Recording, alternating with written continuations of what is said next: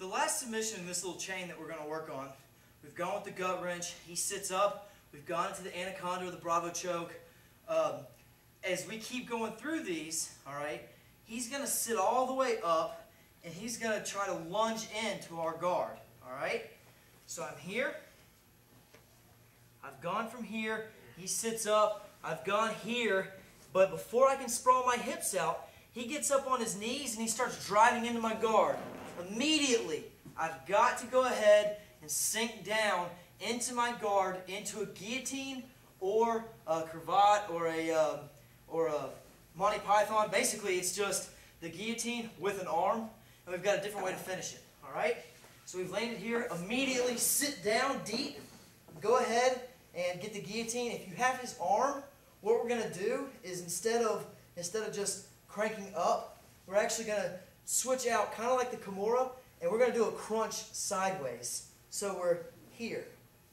It's not quite as tight as a guillotine, but the angle puts a little bit more pressure on the neck.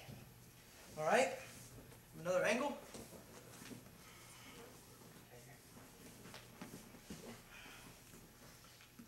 And we're here. I've gone for this. He sits up. I go for the bravo choke. He sits all the way under. Immediately, I got to grab this and go into a guard. As I'm here, I'm twisting. From this angle, I go for the gut wrench. He sits up. I immediately transition to the bravo, but he keeps driving in. I sit into a guard. I've got the arm stuck in here. So what I do is go sideways. I do a sideways crunch. I'm going this way with my body. All right? I twist in sideways. Get the tap.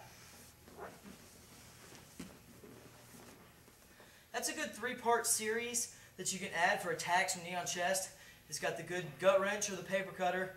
As soon as you start missing that or he starts sitting up, you go straight into the bravo choke, the inverted anaconda arm triangle. Or if he keeps driving in, drop straight back into the guard, get your guillotine, or you got the guillotine with the arm. Some people call it a cravat or a Monty Python.